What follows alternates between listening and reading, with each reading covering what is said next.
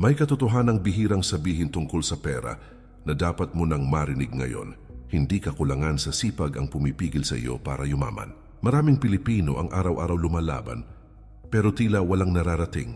Habang ikaw ay nagpapagod, may mga taong tahimik lang pero palago ang pera. Kung nagtataka ka kung bakit ganito ang sitwasyon mo, may dahilan yan. Ang pera ay may sariling rules na hindi natututunan sa paaralan. Ang negosyo ay may galaw na hindi basta nakikita ng ordinaryong empleyado. Ang problema ay marami ang nagtatrabaho para sa pera imbes na pinapagalaw ang pera. Dito nagsisimula ang paulit-ulit na cycle ng hirap at pagkadismaya. At kung hindi ito mababago, mananatili kang nasa parehong antas. Bago tayo magsimula, iniimbitahan kita na mag-subscribe sa ating channel. Para lagi kang updated sa mga bagong videos na aking gagawin, paki-like na din ito at share sa iyong mga kaibigan at tuklasin natin kung paano umasenso sa buhay.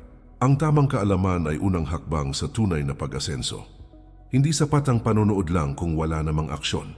Pero lahat ng aksyon ay nagsisimula sa tamang pag-iisip. At dito natin sisimulan ang pagbabago na hinahanap mo. Maraming tao ang may pangarap na yumaman, pero iilan lang ang may malinaw na direksyon. Ang karamihan ay abala sa kita ngayon at nakakalimutan ng kinabukasan. Ang ilan ay takot mag-risk, kaya nananatili sa komportableng kahirapan. Ang iba naman ay walang disiplina, kaya kahit malaki ang kita ay nauubos. Ito ang mga simpleng bagay na unti-unting sumisira sa pagkakataong umunlad. Sa mga susunod na bahagi, mas mauunawaan mo kung saan ka nagkukulang. Makikita mo kung alin sa mga dahilan ang tahimik na humahadlang sa pagyaman mo. Hindi ito para manisi kundi para magising.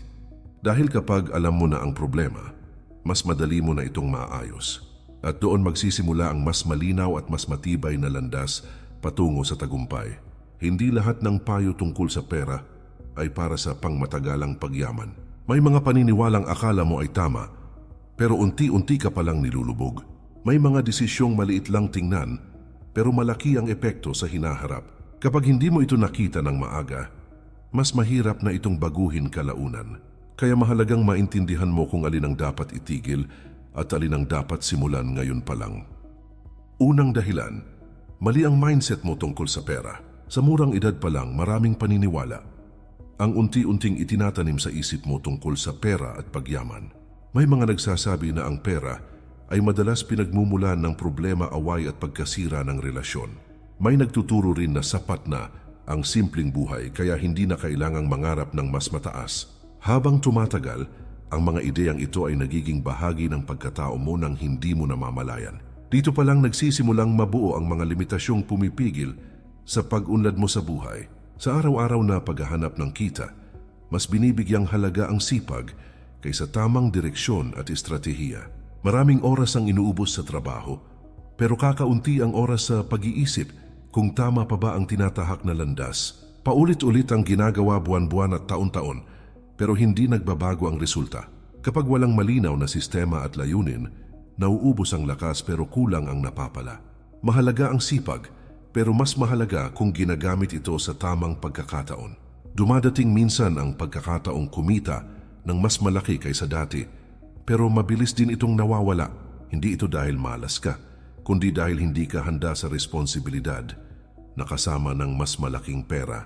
Kapag may takot at guilt sa pag-angat, kusa mong hinaharangan ang sarili mong tagumpay. Ang isip na nasanay sa kakulangan ay nahihirapang tanggapin ang mas malawak na posibilidad. Kung hindi babaguhin ang ganitong paniniwala, paulit-ulit lang ang parehong siklo. Sa bawat desisyon mo sa paggastos, pag-iipon at paghahanap ng kita, makikita ang tunay mong pananaw sa pera. Kapag inuuna ang panandaliang luho, kadalasan pang matagalan ang epekto nito sa buhay mo. Kung takot ang laging nangingibabaw, nawawala ang tapang para sumubok ng mas maganda. Ang paraan ng pag-iisip mo ang tahimik na nagdidikta kung lalago ka o mananatili sa kinagisnan. Hindi posible ang pag-angat kung pareho pa rin ang pananaw na dala mo araw-araw. Ngayon ang pinakamagandang panahon para suriin kung paano ka talaga mag-isip tungkol sa pera.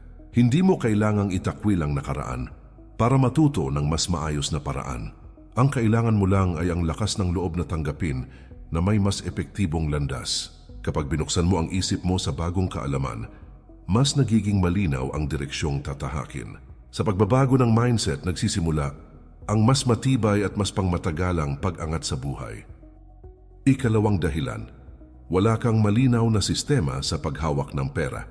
Kumikita ka nga pero madalas hindi mo talaga alam kung saan eksaktong napupunta ang pera mo buwan-buwan. May pumapasok na sahod o kita pero parang saglit lang itong dumadaan sa kamay mo. Hindi ito dahil maliit ang kinikita mo, kundi dahil walang malinaw na plano kung paano mo ito pamamahalaan. Kapag walang sistema, ang pera ay mabilis mawala kahit gaano pa ito kalaki sa umpisa. Ang kawalan ng kontrol sa pera, ang tahimik na dahilan ng patuloy na kakulangan. May mga gastusing inuuna kahit hindi naman talaga mahalaga o kailangan sa araw-araw. Mabilis maglabas ng pera kapag may tukso at mahirap pigilan ang sarili. Kapag may oportunidad gumastos, hindi agad napapansin na ang maliliit na gastos araw-araw ay nagiging malaking bawas sa loob ng isang buwan. Kapag walang listahan at malinaw na limitasyon, emosyon ang nagiging basehan ng paggastos. Sa ganitong sitwasyon, ang pera ang nagdidikta ng kilos mo imbes na ikaw ang may kontrol. Ang pag-iipon ay kadalasang ginagawa lang kapag may natira pagkatapos ng lahat ng gastos. Kapag walang natira, wala ring naitatabi para sa mga hindi inaasahang pangyayari. Ito ang dahilan kung bakit maraming taon na nagtatrabaho pero walang maayos na emergency fund. Ang pag-ipon ay hindi resulta ng sobrang kita, kundi bahagi ng disiplinadong sistema. Kapag hindi mo ito inuna, palagi kang isang problema lang ang layo sa pagkakautang. Maraming Pilipino ang walang malinaw na paghihiwalay ng personal na gastos at perang pangnegosyo. Ang kinikita ng negosyo ay nahahalo sa pang-araw-araw na gastusin sa bahay. Kapag may kita, ginagastos agad imbes na ibalik at palaguin pa ang puhunan. Dahil dito, hindi lumalaki ang negosyo kahit matagal na itong tumatakbo. Kung walang malinaw na sistema, mahirap masukat kung umaabante ka ba o paikot-ikot lang. Ang maayos na sistemang pinansyal ay hindi kailangang maging komplikado para gumana. Kailangan lang nitong maging malinaw, madaling sundan at consistent sa araw-araw. Kapag alam mo kung saan napupunta ang bawat pisong kinikita mo, mas nagiging responsable ka. Mas nagiging maayos ang pagdedesisyon dahil may malinaw kang batayan. Sa tamang sistema sa paghawak ng pera, nagsisimula ang mas kontrolado at mas matatag na pag-angat sa buhay. Ikatlong dahilan, mali ang paggamit mo ng oras at enerhiya. Araw-araw ay pare-pareho lang ang dami ng oras na ibinibigay sa bawat tao anuman ang estado sa buhay. Ang tunay na pagkakaiba ay kung paano ginagamit ang oras at kung saan ito inuubos araw-araw. Maraming oras ang napupunta sa mga gawain na hindi naman talaga nagdadagdag ng halaga sa kinabukasan. Kapag mali ang pinaglalaanan ng oras, maliit lang ang balik kahit gaano ka pa kaabala. Ang oras na nasayang ay katumbas din ng perang hindi mo na kailanman mababawi. Mas pinipili ng iba ang agarang kita kaysa sa pangmatagalang pag-unlad at paglago. Inaabot ng oras sa trabahong mabilis magbigay ng bayad pero walang nadadagdag na kakayahan. Kapag paulit-ulit ganito ang pinipiling landas, mahirap umangat sa mas mataas na antas ng kita. Hindi lahat ng trabaho ay pare-pareho ang naidudulot sa hinaharap. May mga gawain na puro pagod lang ang kapalit at may mga gawain na lumilikha ng mas malaking oportunidad. Sa paggamit ng enerhiya, madalas nauubos ito sa reklamo, stress at pagod na walang malinaw na direksyon. Maraming oras ang ginugugol sa pag-aalala sa problema, imbes na maghanap ng konkretong solusyon. Ang pagod na napupunta sa maling direksyon ay mas nakakaubos kaysa sa mahirap na trabahong may layunin. Kapag palaging drained ang isip at katawan, humihina ang kakayahang mag-isip ng malinaw. Ang malinaw na pag-iisip ay isa sa pinakamahalagang puhunan sa tamang pagdedesisyon sa pera. Hindi rin sapat ang oras na inilalaan sa pag-aaral at pag-develop ng bagong kaalaman at skills. May mga libreng oras sana para matuto, pero nauubos ito sa walang saysay na bisyo o libangan. Ang kaalaman ay direktang nagpapataas ng halaga mo sa trabaho at sa negosyo. Kapag hindi ka nag-i-invest sa sarili mong kakayahan, mahirap umasa sa mas malaking kita. Ang pagtaas ng income ay kadalasang sumusunod sa pagtaas ng antas ng kakayahan. Sa maayos na paggamit ng oras at enerhiya, nagkakaroon ng malaking pagbabago sa resulta ng buhay. Hindi kailangan ng mas mahabang oras ng trabaho, kundi mas tamang prioridad sa ginagawa.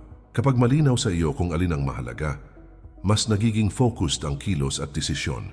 Mas kaunti ang nasasayang na lakas, pero mas malaki ang nagagawa araw-araw. Dito nagsisimula ang mas disiplinado at mas epektibong paggalaw patungo sa mas maayos na kinabukasan.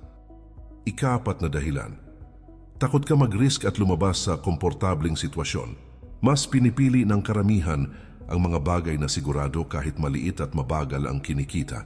May kaba at pag-aalangan sa tuwing may bagong oportunidad na nangangailangan ng tapang. Mas ligtas sa pakiramdam ang manatili sa nakasanayan kahit malinaw na walang pag-usad. Ang problema ay habang nananatili ka sa komportabling sitwasyon, hindi rin lumalawak ang kakayahan mo.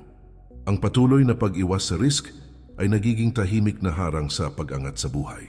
May mga pagkakataong dumaraan na maaaring magbago ng direksyon ng kita at karera. Hindi ito sinasamantala dahil mas inuuna ang takot sa pagkakamali at posibilidad ng pagkatalo. Mas iniisip ang maaaring mawala kaysa sa mas malaking maaaring mapala sa hinaharap. Dahil dito, nauunahan ka ng mga taong handang matuto habang sumusubok. Sa mundo ng negosyo at pera, ang hindi paggalaw ay madalas na uuwi sa pagkaiwan. Ang takot ay karaniwang nagmumula sa kakulangan ng kaalaman at karanasan.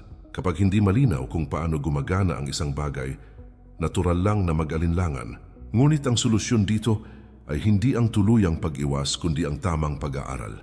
Habang mas nauunawaan mo ang proseso, mas nababawasan ang takot sa isip mo. Ang sapat na kaalaman ang nagbibigay ng lakas ng loob para gumawa ng mas matalinong hakbang. May mga taong matagal nang gustong magnegosyo pero hindi makapagsimula.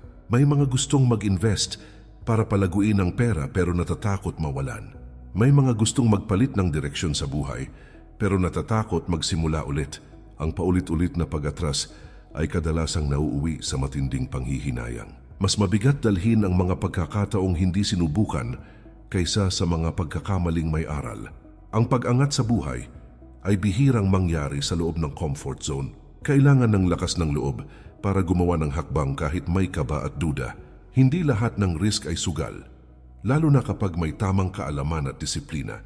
Kapag natuto kang kontrolin ang takot, imbes na ikaw ang kontrolin nito, lumalawak ang oportunidad. Sa paglabas sa komportableng sitwasyon, nagsisimula ang mas malaki at mas makabuluhang posibilidad sa buhay.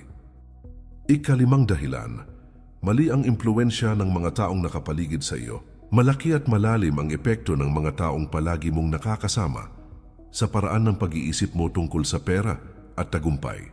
Kapag araw-araw kang napapalibutan ng reklamo, negatibong pananaw at kawalan ng pag-asa, unti-unti mo rin itong tinatanggap bilang normal. May mga payong naririnig na akala mo ay para sa ikabubuti mo, pero puno pala ng takot at limitasyon. Sa kapaligirang sanay sa pangungutang at kawalan ng direksyon, nagiging katanggap-tanggap ang paulit-ulit na pagkakamali.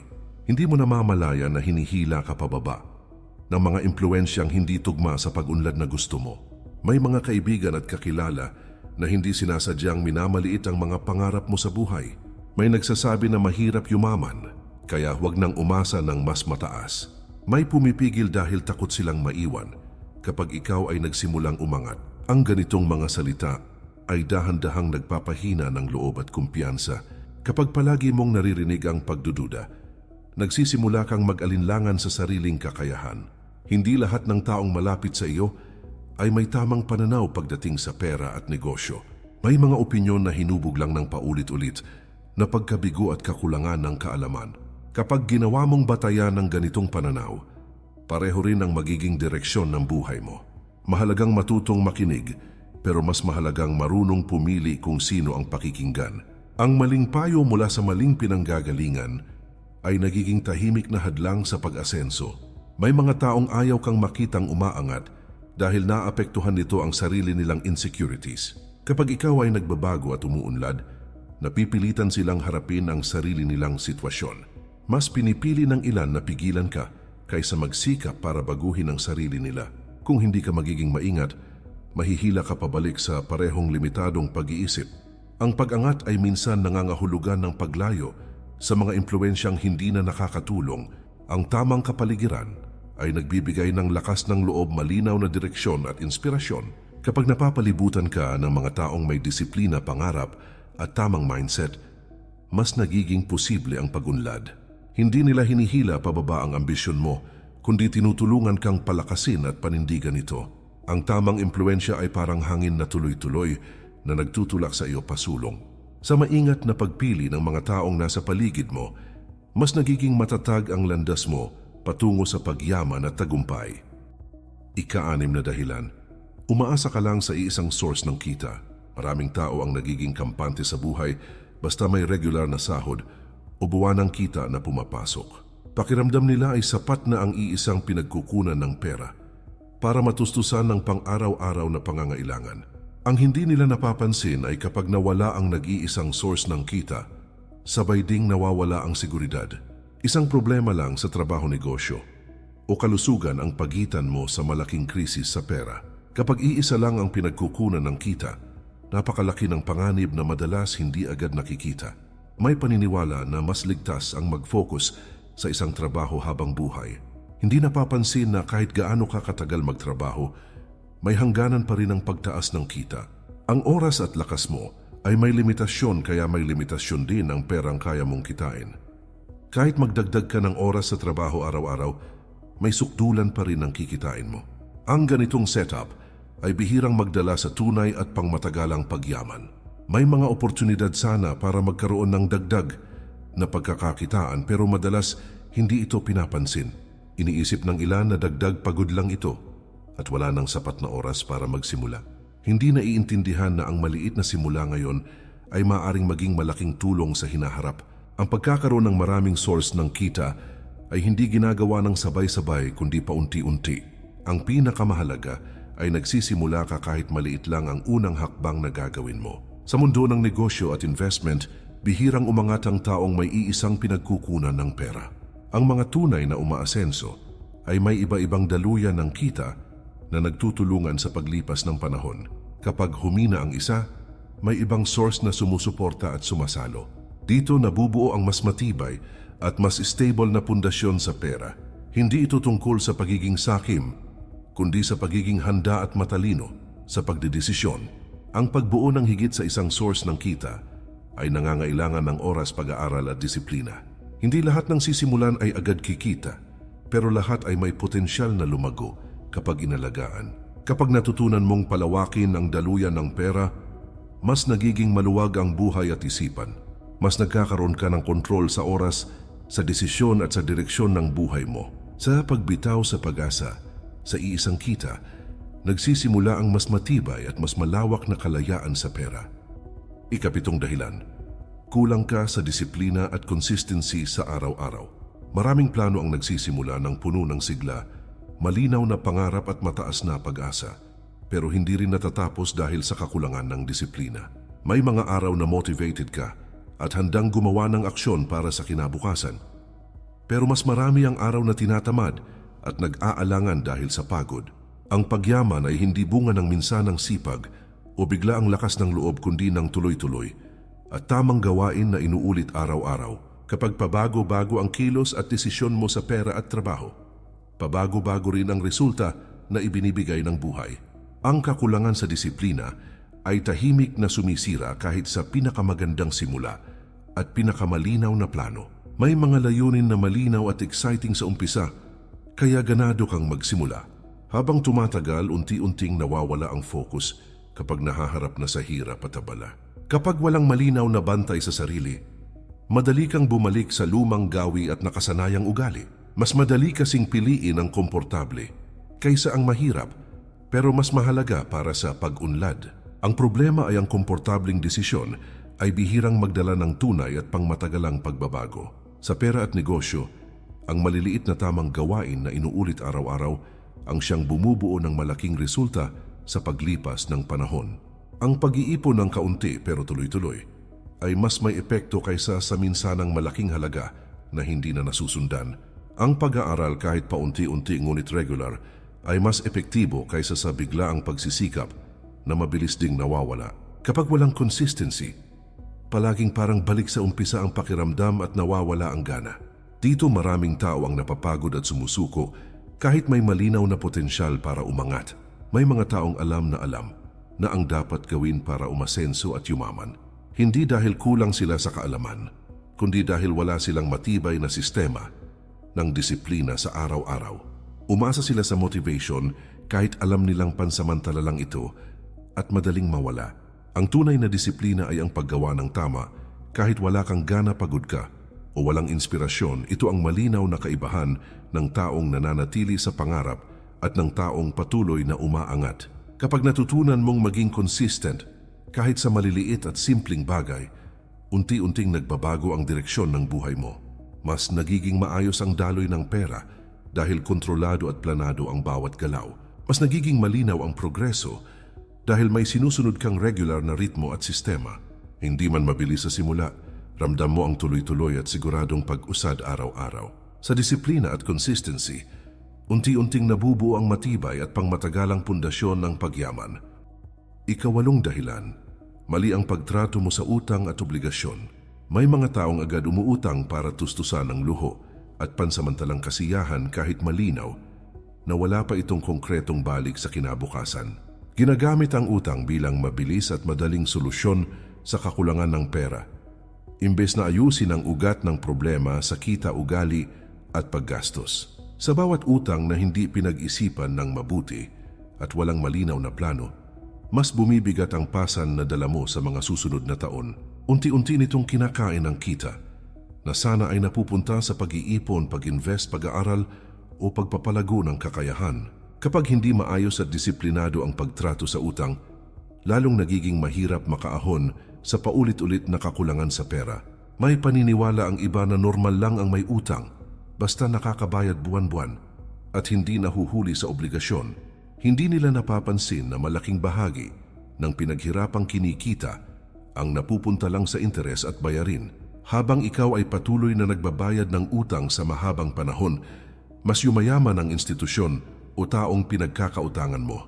Kung walang malinaw, konkretong at disiplinadong plano sa pagbabayad, mas lalong humahaba ang siklo ng pagkakautang. Ang utang na walang direksyon at kontrol ay tahimik, ngunit tuloy-tuloy na sumisira sa financial na kinabukasan. May mga obligasyong pinapasok ng hindi iniintindi ang pangmatagalang epekto sa buhay, trabaho at personal na kalayaan. Pumipirma sa mga kasunduan nang hindi binabasa at inuunawa ang kabuuang kondisyon, responsibilidad at kabayaran. Ang maliit na buwan ng bayad na parang kaya lang sa simula ay nagiging mabigat kapag pinagsama-sama sa mahabang panahon. Kapag dumami ang obligasyon, mas lumiit ang kalayaan sa pagdedesisyon at sa pagkuha ng mga bagong oportunidad. Mas nagiging mahirap gumawa ng hakbang pasulong kapag maraming humihila pabalik sa bawat galaw mo. Hindi lahat ng utang ay masama, lalo na kung ito ay ginagamit sa tamang paraan at malinaw ang layunin. May utang na tumutulong palaguin ang negosyo, palakasin ang kakayahan, at magbukas ng mas maraming pagkakakitaan. Ang ganitong klaseng utang ay pinag-aaralan ng mabuti, pinaplano ng maayos, at sinusukat ang risk bago pasukin. Kapag ang utang ay ginagamit para kumita at hindi lang gumastos, nagiging kasangkapan ito imbes na pabigat. Ang kaalaman, tamang mindset at maingat na pagdedesisyon ang naglalayo sa utang na makakatulong at sa utang na makakasira. Ang tamang pagtrato sa utang ay nangangailangan ng disiplina, kontrol at malinaw na pag-iisip sa bawat desisyon. Kailangan mong malaman kung kailan makakatulong ang utang at kung kailan mas mainam na umiwas kahit mahirap. Kapag kontrolado mo ang utang, mas lumuluwag ang galaw ng pera at mas nagiging maayos ang kabuang plano. Mas nagiging malinaw ang direksyon dahil hindi ka nabibigatan sa obligasyon, interes at buwanang bayarin. Sa tamang paghawak ng utang, unti-unting nabubuo ang mas matatag, mas maayos at mas pangmatagalang pundasyon ng pagyaman. Ikasiyam na dahilan, wala kang malinaw na financial goals at direksyon. Maraming desisyon sa pera ang ginagawa mo, araw-araw nang walang malinaw na patutunguhan o konkretong dahilan kung bakit mo ito ginagawa. Kapag walang malinaw na goal, kahit gaano kalaki ang kitain mo sa trabaho o negosyo, ay mabilis din itong nawawala nang hindi mo namamalayan. Ang pera na walang direksyon ay parang tubig na tumatagas, kahit gaano mo pa ito paramihin at bantayan. Kung hindi mo alam kung saan ka papunta sa aspetong pinansyal, hindi mo rin alam kung ano ang dapat mong iwasan at paghandaan. Dito nagsisimula ang paulit-ulit na pakiramdam na parang nagtatrabaho ka lang araw-araw pero walang malinaw na nararating. May mga taong nagsasabing gusto nilang yumaman at umasenso sa buhay pero hindi malinaw kung kailan at paano ito mangyayari. Ang pangarap na walang konkretong target ay nananatiling ideya lamang sa isip at bihirang nagiging aksyon. Kung wala kang malinaw na halaga at malinaw na time frame, mahirap sukatin kung umuusad ka ba o nananatili lang sa parehong sitwasyon kahit anong sipag ang gawin mo araw-araw. Nagiging magulo ang kilos kapag walang malinaw na direksyon na sinusundan. Ang kakulangan sa goals ay nagiging ugat ng kalituhan at kawalan ng focus sa paghawak at pagpalago ng pera. Sa mundo ng negosyo at investments, malinaw ang bawat hakbang dahil may sinusunod na plano at estratehiya sa bawat galaw. Alam nila kung saan ilalagay ang oras, pera at lakas dahil may tiyak na layunin na gustong marating. Ikaw man ay pwedeng gumawa ng ganitong plano kahit nagsisimula pa lang sa maliit at simpleng hakbang. Hindi kailangang perpekto agad ang goals, basta malinaw sinusulat at regular na sinusubaybayan. Kapag nakikita mo ang direksyon mo, mas nagiging makabuluhan ang bawat sakripisyo at pagtitiyaga araw-araw. May mga pagkakataon na kumikita ka ng mas malaki, pero mas magastos ka rin nang hindi mo agad napapansin. Ito ay dahil walang malinaw na dahilan kung bakit ka nag-iipon, nagtitipid o umiwas sa gastos. Kung may malinaw kang goal, mas nagiging madali ang pagtanggi sa hindi kailangang gastos at panandali ang luho. Mas nagiging matibay ang disiplina dahil alam mo kung ano ang kapalit ng bawat desisyon mo sa pera. Ang goal ang nagsisilbing paalala kung bakit ka patuloy na nagsisikap. Kahit mahirap, nakakapagod at nakaka-stress. Kapag malinaw ang financial goals mo, nagbabago ang paraan ng pag-iisip mo tungkol sa pera at tagumpay. Mas nagiging intentional ang paggastos, pag-iipon at pag-invest sa bawat buwan at bawat desisyon. Hindi ka na basta nadadala ng uso ng social media at pressure ng ibang tao sa paligid mo. Mas nagiging panatag ang loob mo dahil alam mong may direksyon ang bawat hakbang na ginagawa mo. Sa malinaw na goals nagsisimula ang mas organisado, mas kontrolado at mas maayos na pagyaman sa pangmatagalan. Ika-10 dahilan, hindi mo inuuna ang pag-aaral tungkol sa pera at sarili mong kaalaman. Maraming pagkakataon na inuuna mo ang trabaho at araw-araw na kita, pero hindi ang pag-aaral kung paano palaguin at protektahan ang perang pinaghirapan mo. Umaasa ka na lang sa nakasanayan at sa mga payong naririnig mula sa iba, kahit hindi mo ito lubos na nauunawaan o nasusuri. Kapag hindi lumalawak ang kaalaman mo tungkol sa pera, nananatili kang limitado sa iisang paraan ng pagkita at pag-iisip. Ang kakulangan sa financial education ay nagiging dahilan kung bakit paulit-ulit ang parehong pagkakamali sa pera. Hindi ka nauubusan ng sipag at tiyaga, pero nauubusan ka ng tamang direksyon dahil kulang ang kaalaman. May mga impormasyon ngayon na libre, madaling ma-access at abot kamay na pero hindi binibigyan ng sapat na oras. Mas inuna ang entertainment, social media at panandali ang aliw kaysa sa content na makakatulong sa pangmatagalang pagunlad. Ang ilang minuto ng pag-aaral araw-araw ay pwedeng magbukas ng bagong pananaw at mas maraming oportunidad. Kapag hindi ka nag-i-invest sa kaalaman, mahirap umasa sa mas magandang resulta sa hinaharap. Ang isip na hindi pinapalawak ay nananatiling nakakulong sa lumang paraan ng pag-iisip at pagkilos. Sa mundo ng negosyo at investments, ang may alam ang laging may lamang sa tamang desisyon. Hindi sila umaasa sa swerte, kundi sa tamang impormasyon, malinaw na pagsusuri at maingat na hakbang. Alam nila kung kailan kikilos at kailan maghihintay dahil may sapat na kaalaman at karanasan. Ikaw man ay pwedeng magkaroon ng ganitong advantage kung sisimulan mong mag-aral ngayon. Ang kaalaman ay hindi gastos, kundi puhunan na patuloy na lumalago at walang bumababa ang halaga. May mga taong natatakot mag-aral dahil iniisip nilang huli na ang lahat at wala ng pag-asa. Ang totoo ay mas delikado ang manatiling walang alam kaysa magsimulang matuto sa kasalukuyan. Habang tumatagal na hindi ka nag-aaral at nag-u-update ng kaalaman, mas lumalaki ang agwat sa mga taong patuloy na umaangat. Ang pag-aaral ay hindi lang tungkol sa pera, kundi pati sa mindset, diskarte at pananaw sa buhay. Kapag nagbabago ang kaalaman mo, kasabay nitong nagbabago ang kalidad ng mga desisyon mo. Kapag inuna mo ang pag-aaral tungkol sa pera at sa sarili mong kakayahan, nagiging mas malinaw at mas buo ang bawat hakbang. Mas nagiging maingat ka sa paggastos at mas matalino sa pag-iipon at pag-invest sa pangmatagalan. Hindi ka na basta nadadala ng hype, maling payo at pangako ng mabilisang yaman. Mas nagiging kumpiyansa ka dahil alam mo kung bakit mo ginagawa ang bawat desisyon sa pera. Sa patuloy na pag-aaral nagsisimula ang mas matibay, mas matalino at mas pangmatagalang pagyaman. Ang bawat punto na tinalakay ay salamin ng mga desisyong araw-araw mong ginagawa. Ang tanong ngayon ay hindi kung kaya mong umunawa, kundi kung kaya mong kumilos. Dito nagsisimula ang tunay na pagkakaiba ng nanonood lang at ng taong umaasenso. Ang kaalaman na nakuha mo ngayon ay walang silbi kung mananatili lang ito sa isip. Ang pagbabago sa pera ay laging nagsisimula sa pagbabago ng ugali at pananaw. Hindi mo kailangang baguhin ang lahat agad, pero kailangan mong magsimula sa isang hakbang. Ang maliliit na desisyon na gagawin mo pagkatapos ng video na ito ang huhubog sa kinabukasan mo. Kung seryoso ka sa pag-asenso, hindi ka na babalik sa dating paraan ng pag-iisip. Tandaan mo na ang pagyaman ay hindi swerte, kundi resulta ng tamang kaalaman at tamang aksyon. Walang shortcut, pero may malinaw na direksyon para sa handang matuto at magdisiplina. Ang buhay na gusto mo ay hindi makakamit sa paghihintay, kundi sa paggalaw. Kung handa kang magseryoso sa sarili mo, mas handa ang mundo na gantimpalaan ka.